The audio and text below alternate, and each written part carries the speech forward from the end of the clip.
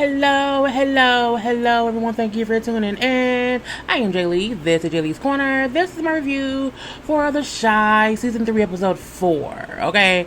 First things first, if you have not done so already, please take a moment to subscribe to my channel and welcome my whole JayBirds, dun dun dun dun dun, and all that goodness and stuff. Come on and do what we know we're gonna do. Okay, we're gonna inhale and exhale. Inhale and exhale. Okay? And remember to relax, to relate, to release, okay, to center yourself, because what?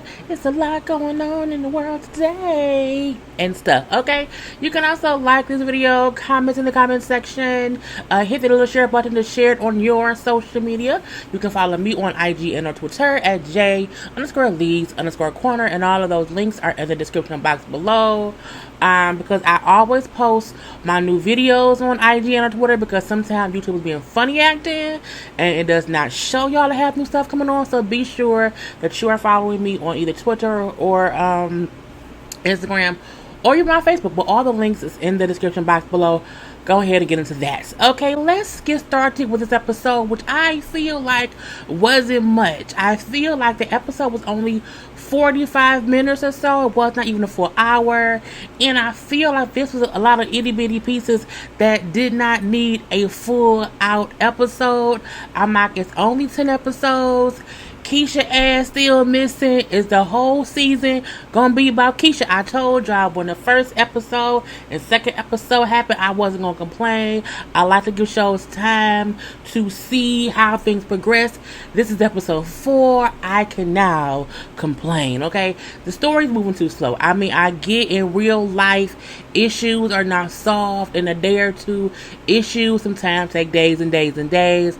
I get that, but this is a TV show. I don't want to get to episode 7 and 8 and then they find Keisha and then everything is tied up in a pretty little bow. I don't want that. I need some type of balance for it not to go so slow, but also not go too fast.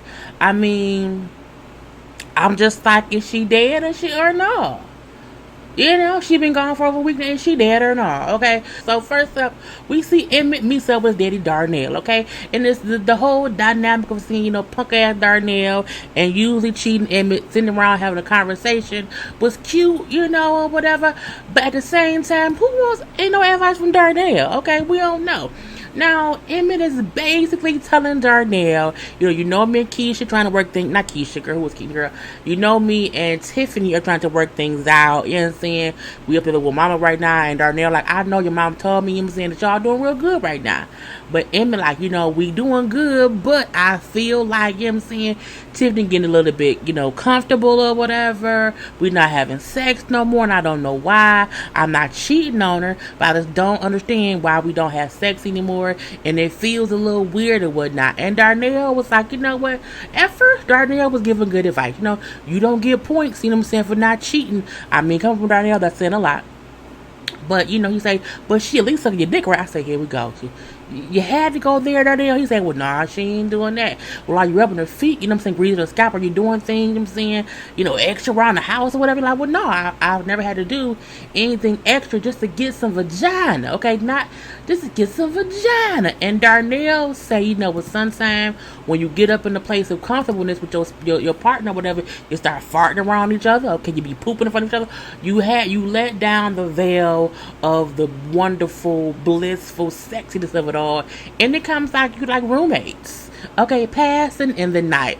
But he then said, well, you know what, she probably just fucking somebody else. You know what I'm saying? What you need to do is go through her phone immediately. I say, what? How you, what? See, this is why you cannot listen to your daddy ever in life, okay?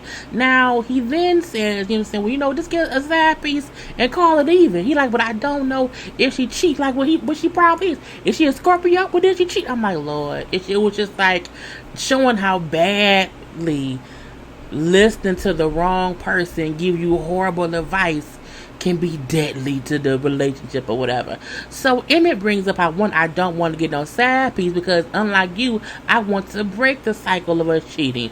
I mean, Emmett, you've been cheating forever, but at least he acknowledges he don't want to cheat, okay? Now we do see Keisha over there dropping some weed off to a whole new client, okay? I don't know what his name is, but he is Tia Mowry's husband, Corey Hardick, who was a really good actor, okay? He's been in a lot of stuff. I like Corey. And I said, hey, Corey, how you doing? And Corey is clearly flirting with Tiffany, okay? I make her Tiffany Keisha, and I don't know why, okay? But, you know, Tiffany dropping the weed off because she's a weed connoisseur, okay? She's a weed seller, okay? He then said, why don't you be posting your man on your social media? You know what I'm saying? What you doing? Why you ain't talking about him on social media?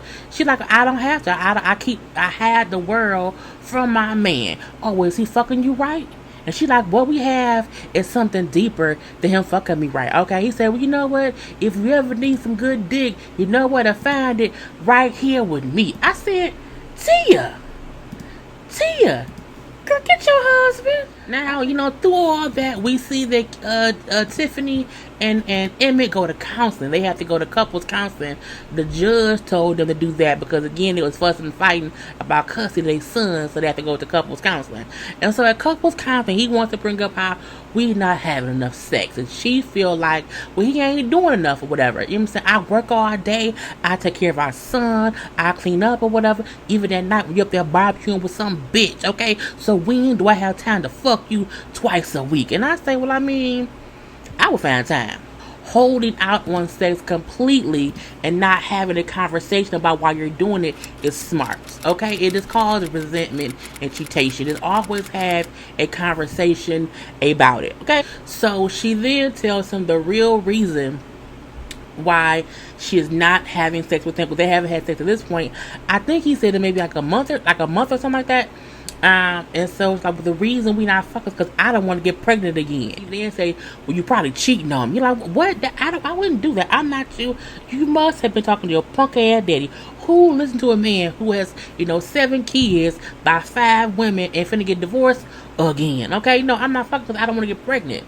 And so when he suggests, birth control, and she say, nah, he then suggests, get your tubes tapped. I say, tubes tapped? Get you crazy? And so she then say, well, you get snipped. Get yourself fixed. So get it cut in half. Well, not cut in half. You just, snip the balls.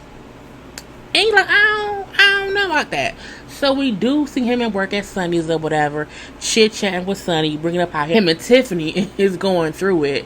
And Sunny gives him the best advice. Okay, you need to figure out what she likes and do that. Okay, you can't think that, she gonna fuck you just because. You have to put forth an effort to do what she like. You know what she want, what she likes. She like, yeah, we'll do it, nigga. What the fuck? So we then see Tiffany gets home. He has the house clean, candles lit everywhere, the baby on the shoulder sleeping up, whatever. Food is cooked, the baby down. And she like, oh, this is nice. This is real nice, okay? He massaged her and rubbed her feet, okay? They was eating some strawberries and champagne and whatnot. And then they fucked on Jada's couch. And the whole time I'm looking like, where the fuck is Jada at when y'all fucking on her couch? Like, where has anyone seen Jada since she went on that date with that white man?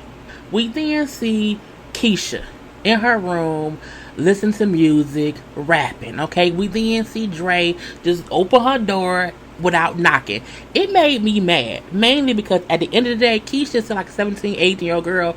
You, as her mama's girlfriend at the time or whatever, should not ever come in her room without knocking. What if she was naked? Okay, I wouldn't like Dre either. Don't walk around here like you own this bitch, even if you pay half the bills. Knock before you come, because I could have been naked. I could have been exposed. Do not come in my room without knocking. Or at least saying, Keisha, what? Can I come in? Sure. Or no, I'm not dressed. I didn't like how she just opened the door as if it was cool or whatever. Anyway, she went in there because Keisha's music was loud. Again, Keisha, cut the music down, but don't come to my room without announcing yourself. I could have been what? Naked. So, whatever.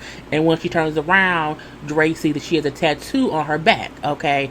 And see, that tattoo ain't gonna get you, you can't have that. Or you can see it. She's like, yeah, I can see it. You know what I'm saying? Oh, you gonna snitch on me to my mama now? She's like, no, but you should tell your mama so that I don't have to snitch on you, okay? And whatever, and then she leaves or whatever. We see this is all Dre's dream of, a conversation with Keisha and whatnot. We then see she heard the same music playing in the house, and she jumps up. Oh my God, Keisha music is Keisha home, and she see she's Nina in Keisha room cleaning up. Okay, because she wants to be clean. Because if she keeps feeling like I have to do things for when she comes home, I'm planning for her to come home versus acting as if she won't ever come home. And they didn't hire the PI, but the PI just wants more money and more money and more money, and it is it's a nerve-wracking situation. Now Ronnie, on the other hand, has follow that white guy he's seen from last episode. He done follow the guy to his house. So when the guy leaves, Ronnie goes and breaks into the dude's house because he's looking for Keisha. For some reason, Ronnie feels like this guy has Keisha. And so we go in the house. Keisha, you in here? Okay, he walking around or whatever. The house is messy, but Keisha isn't there. But he finds some pictures that he takes pictures of that the man had the house. We don't see what the pictures are. He then goes to Nina and Dre's house, and Dre opens the door with a baseball bat or whatever. I got some information for you. I followed this guy from the vigil. What you want, Ronnie? What you want, Ronnie? Because Dre don't trust Ronnie. Well, no one trusts Ronnie for that point. But he brings up how I recognize the guy. From when I was in jail. He was in jail for like rape or something like that. And I went to his house. And I feel like he may have either had her, know where she at, but I found these photos. We see his photos of underage girls, so we know he nasty or whatever. And so, why you want to help me, Ronnie? I told my grandma before she died I'd do something with my life, and I'm trying to do that. So I need you to come with me to go confront the guy. You know what I'm saying? And so strap on Dre and homeless Ronnie go, confront the perverted white man around here. Okay? Now they confront him outside his house, and he come outside his little Jesus sandals or whatnot. And you see, like they like, where's the girl? Where's Keisha? I don't know what you mean. We know we was in your house. We saw that you got these photos, these underage girls, and if you don't tell us, we can definitely call the police because this will be a violation of your parole or whatnot. I delete my browser history every day. He then kicks Ronnie in the balls and gets away wearing Jesus sandals and socks. I'm like, anybody wearing Jesus sandals and socks should not be able to run away. I'm just saying. But anyway, he pulls off and he gone. Okay. Now we see through the hard way. Okay, Kevin, Jake, and Papa. Okay, working where? At the pizzeria for Doodah and everything. Okay, now we see Gemma, who was a little black girl at school, is texting Kevin. Who was that text you? That bitch. I'm like, why she gotta be a bitch, Jake? Why she gotta be a bitch? And Kevin like, well, who is Gemma? I told y'all, don't believe me. Other things going on at y'all school or whatever. So Kevin brings up how, Gemma's a little black girl at a school who knows how to work the system. She speaks fluent French, and she knows, and she doesn't want them fucking things up in school or whatnot. Jake then say, nah, she a bitch, you act white, and I don't like her. Kevin jump up and push her like, Jake, don't make me fuck you up. I told you, don't call her no bitch. Kevin at least likes to defend the women he likes, despite Jake being an asshole about it, okay? But they still remain friends. We then see as they walking through the restaurant or whatever, two guys see the poster, little canister donation thing, to find Keisha on the counter, and the dude then say, man, I can't believe he's looking for his little bitch, which pisses Kevin off, and then Kevin punches this guy in the face and knocks him down. Hence the look on Kevin's face right here. Okay, I just couldn't get a better picture than before, but it was what it was. So we see that Kevin ain't taking no shit when it comes to his sister. Now we then see the introduction of Candy's character, Rosalyn, okay? And she comes walking into Doodah's restaurant, the pizza place. Who's that? Ma'am, you have an appointment? I don't need one. I'm his wife, okay? And when she walks into his office, he looks, I'm gonna call you back. Quick, because again, his wife has walked in or whatever. So we then see is on to a whole school function for Kevin and Jake's school or whatnot. Now we see Kevin is nervous. Okay, he's nervous because his mama there, and he doesn't want his mom and Gemma to meet. She has to earn meeting you, and I just want. So that's nice, okay. Now he later on tells his mom how he also has not told Gemma about Keisha missing because he doesn't want anyone feeling sorry for him or like, pitying him because his sister missing. I'm like, you should probably tell Gemma. Just saying. Now we see the white lady at the school or whatever introducing Kevin and his mom Nina to the white folk who get money, for the school or whatnot. And just the whole thing of seeing how these white folk be tracing around the black kids. Oh, look at the black kids we help out. Look, aren't they so nice? Okay, without your money, they would not be able to be here. I'm like, bitch, I want to punch in your throat. I did not like how she knew Kevin's name, but acted as if she had no idea what his mama's name was, even though they was all standing there wearing name tags. Okay. Oh, white heifer. White men then say, I'm just happy Kevin could be the next Ben Carson, okay? And I'm playing a small role in making sure Kevin grows up to be all that he can be. And Nina was like, he would not be the next Ben Carson. You're saying he would be all he could be without your help. Meaning, don't try to take credit because you gave some money somewhere. Like, my son would have been great regardless. Could leave us to be. Heifers. We then see Gemma and Nina end up meeting anyway because somebody mistook Nina for like a worker or like one of the servers or whatever. So Gemma and Nina laughed about that or whatnot. And then, Gemma's her great black culture, amazing self. Okay, I'm saying. And Nina likes her because Gemma's a cool little chick or whatever. And so Kevin does then add Gemma, because when Nina said, yeah, I like you, Kevin said, I do too. And both Kevin and Gemma smile at each other. Oh, it's so cute. So just love in the air. Now, Nina then walks away. And Kevin then asks Gemma to the museum, but not before she makes sure that he properly asks her with the proper grammar. Okay, what's the question? Will you meet me there later, please? Or whatever. I always said or whatever. Yes, I'll be there. It's cute that she's like not allowing him to be, ghetto and, to speak any kind of way. Like, let me teach you how to be eloquent when you speak so that you sound like getting sense. Okay. So we then see Jake. Jake sees everyone hanging on Gemma's dad's everywhere. Why is everybody on your daddy dick? Because he's rich. Does he donate to campaigns? She's like, if he likes the candidate or whatever. He then gets the thing to think, okay, let me introduce my daddy to her daddy. And he walks up, hey, Mr. So-and-so, Gemma's daddy, and meets my father. And then when he said that, you see, Doodah kind of looks, and then, I don't know if it was, it was a weird look where you didn't know if he was shocked that Jake said it, or if he was happy or didn't think about it until Jake said it. I'm saying that made him have a little thought or whatever. And so, I didn't get a son. He's like, well, yeah, Jake, because this recently came around in my family, I'm saying? His brother was killed, I'm saying? His mom is in rehab, instead of, putting him somewhere where we hope someone would step up and take care of him, I thought to just be that person myself. So, we took him in. He's great, and I always wanted a son. So, it's great to have him in my life. Blah blah blah, and more people should do this and that. Blah blah blah. I want to help make the city a better place. Blah blah blah. And I'm like, oh, he laid it on thick, okay? Because again, if my rich ass can have this other rich ass black man endorse me, okay, it's better for me. Now, on the ride home, Rosalyn, who's played by Candy, and Doodah is in the car talking or whatever, and Jake laying down asleep or whatnot, and she's like, nice touch with the kid, adding him in was, kind of cool or whatever. She looking at it like, Doodah must be doing this for some kind of money play, like, cause that's usually why he does everything. It's always about money. Yeah. And so he said, well, no, that's not what it is. Like, at first it was that. But, I'm saying, Jake, is special. Okay, he's really special or whatever.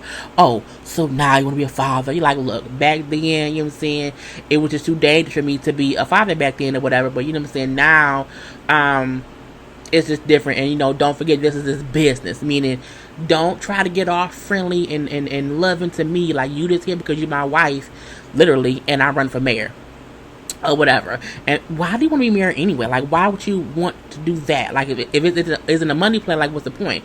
He said, well, because when I was a kid, the teacher told me I couldn't be mayor. And I want people to see that a nigga from Inglewood can be more than just a gangster. Okay, so I just wanted to be different, and it's a whole little thing. I mean, okay, dude, you still a gangster. Gangsta, loving. Now we then see over at Papa Church, okay? Over at Papa Daddy Church, we see Papa Daddy. Okay, that's Papa Daddy right there. Now, he then introduces a longtime friend of his who was the other candidate going up for mayor, and it is Camille. And Camille is played by who? Lena Waithe. Now, me personally, I would have preferred if Lena would have had someone else play this character. But I mean, a black woman from the south side of Chicago who's a lesbian who wants the city to be better. I mean, I get it, but I'm never a fan of when people who create shows like to put themselves in the show. I feel like it's always some kind of a distraction. You know what I'm saying? And I just, I just would have preferred if she had somebody else. Anyway, so she just talked like, we in this together, you know what I'm saying? I want to walk with y'all and fix the city. I don't want to walk ahead of y'all. I want to walk with y'all. You know what I'm saying? Otis Perry don't care about y'all, and I'm not a politician. I'm a chick from the South Side. And I have these questions about why the city has this issue or that issue, and I'm not perfect at all. You know what I'm saying? We all have sins, but I want to make Chicago great again. I didn't mean that's around, but it did. At the end of the day, we then see later on when Papa Daddy and Camille is having a conversation, Camille gives him an envelope full of cash, okay? And Papa sees it and say, Daddy, why she paying you for, boy? Get out of grown folks' business now. And he like, because he see, okay, it's some bullshit afoot. So it's a question of, was she paying him to help the church out because it's a small church, or was she paying him because she wanted him to allow her to speak to the congregation, okay, in exchange for money? Was it a bribe? We don't know yet.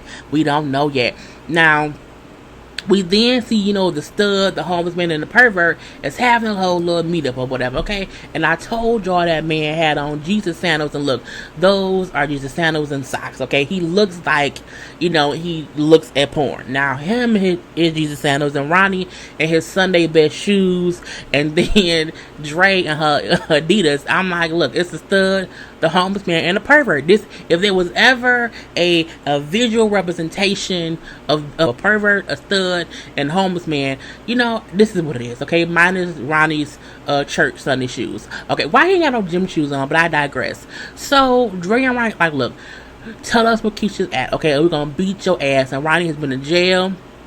Okay, he is homeless, so he has nothing to lose by beating your ass, okay? And Ronnie is hitting him with a crowbar, okay? And the guy, okay, I don't know her name, I didn't mean to hurt her, I just wanted to spend some time with her. She's at the beach, she's at so-and-so beach or whatever.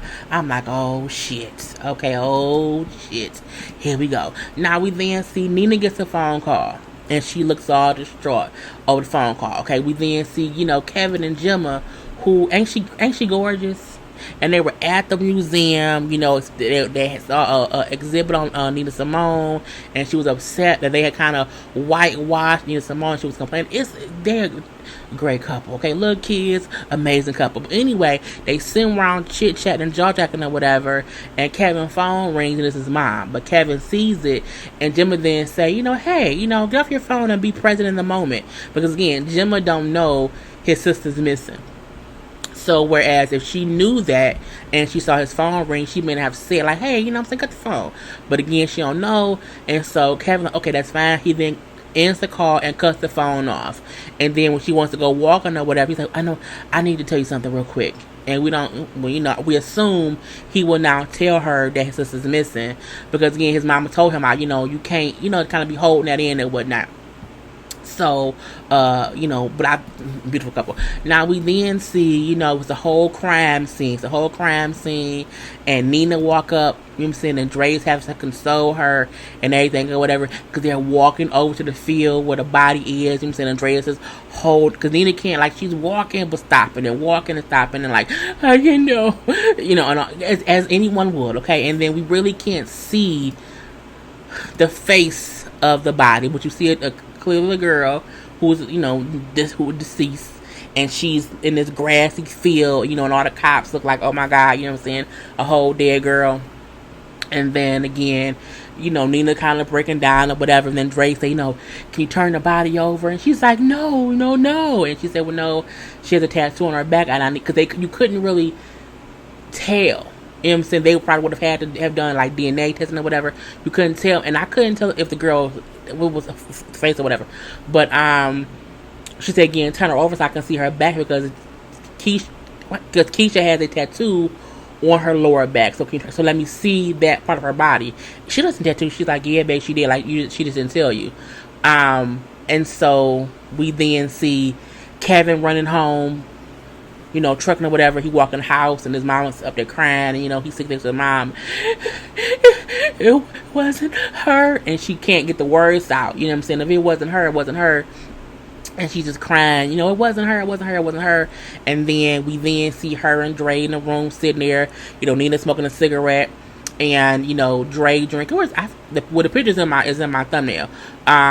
Dre is having a drink, she's smoking a cigarette or whatever, maybe weed, and then she said, you know, I'm just happy it wasn't our daughter, you know. And then Nina says, yeah, but it was someone else's. Meaning we didn't find Keisha, but we did find someone else's daughter who was missing, and now they have closure. Okay, we then see Ronnie, who is at the church praying. You know, he like, I can't believe I, you know, saw the cops, you know, pull the body out from the lake or whatever, and you know, it's just hard, blah blah blah. And then we see Papa Daddy come up like, you know, what's going on? Like, did you know her? He's like, no, I didn't know her, but I was looking for somebody that I know. It hurts my throat to do Ronnie's voice. And then he then say, it's my destiny to find Keisha. You know what I'm saying? A voice told me that it was my destiny. Oh, so the Lord spoke to you? He's like, well, no, you know, God has put me in the right space at the right time, but he led me to the wrong girl. And then Papa Daddy then say, you know, well, let me help you get closer to God. Because maybe then, you know, if you do, you can hear him better. If you feel like God is leading you to find her, but you're not close enough to clearly hear God, let me guide you to a better place in your faith with God, and you can hear him more clear on what he is helping you do. And then it goes off. Look, I'm not saying tonight's episode was bad. I'm not saying that. But I feel like each season was about something. And this season, I feel like it's about young black girls being missing and nobody caring and us finding them. I think it's about the boys growing up, you know. I think that's what they're gearing this season around, you know. Emmett, you know, trying to be a better person or whatever. If this gets a season 4, I feel like season 4 will be better because this is like a growing season. It's a growing season. I think Dude not gonna win his mayor. And that'll be a whole thing. So I hope it gets a season 4 and we can be okay with the growing of each character that this season is doing. I think that's the point of this season, and that's cool, but I still wanted to kind of progress to something more. I'm not sure. But anyway, thank you for tuning in. Do not forget to like, to comment, to share this video, to follow me on IG and on Twitter at J_Lees_Corner. And until next time, people, peace.